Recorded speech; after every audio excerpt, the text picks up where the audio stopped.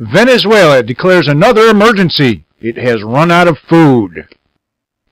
Venezuela's opposition legislature has declared a nutritional emergency, proclaiming that the country simply does not have enough food to feed its population.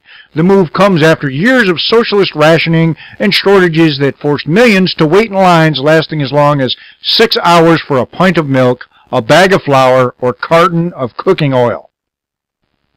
Opposition legislator Julio Borges announced the measures on Thursday, which would allow the legislature to push for more imports on basic food goods and inspect government-owned food companies to ensure they are meeting efficiency standards.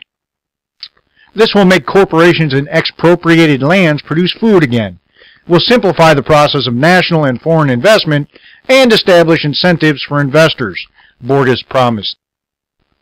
Socialist Party members are arguing that the decree goes beyond the scope of the power of the legislature and cannot override the executive decree President Nicolas Maduro put into motion in January, which declared an economic emergency and allowed the government to further intervene in private corporations. Venezuela's Supreme Court extended the viability of the emergency decree this week in a move many considered an attempt to keep the opposition legislature from asserting too much power over the food industry in Venezuela. Socialist legislators also warned that a food emergency would be an excuse for an American intervention.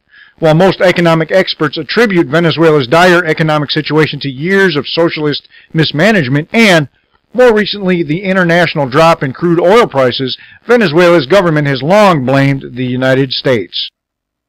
Most recently, Maduro blamed American officials for allegedly prompting a violent supermarket riot in which the fight for bags of flour left one dead. A recent report by the Spanish newspaper ABC highlights the struggle the average Venezuelan endures to acquire basic goods like butter, oil, and flour. 5 hours in line to buy a chicken. Kicks, pushes, and blows of all kinds to be one of the fortunate ones to enter the supermarket and get away with a bag of flour or rice. Basic goods that Venezuela does not have available to everyone, unfortunately.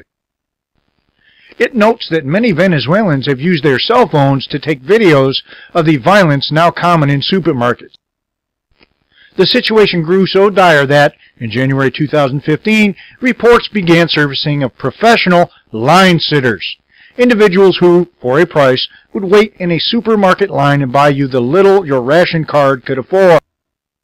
The socialist government has proposed few solutions to the crisis. Last month, President Maduro insisted that those struggling to find basic foods should develop urban farming skills, claiming that all the eggs eaten in his household come from chickens he and First Lady Cecilia Flores own. Borges, the opposition legislature at the forefront of the new emergency initiative, is demanding the National Assembly investigate government-held food corporations to ensure they are working efficiently. We used to be a self-sufficient country, making basic products like white corn. Today, our arepas don't have the pride of being Venezuelan. Instead, they are made with Mexican corn. We used to be self-sufficient on rice, and now we bring it in from the United States, Borges lamented. Socialist legislators are hoping to manipulate the initiative in the other direction and use it to expand government control of private food enterprises.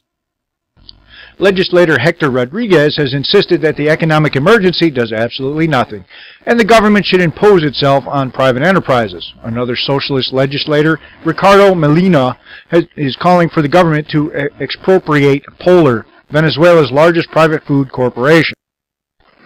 We have to intervene on private sector enterprises. Venezuela previously forced a Polar food distribution center in Caracas to shut down in July, putting 12,000 tons of food, 6 million liters of soft drinks, and 2,000 jobs at risk.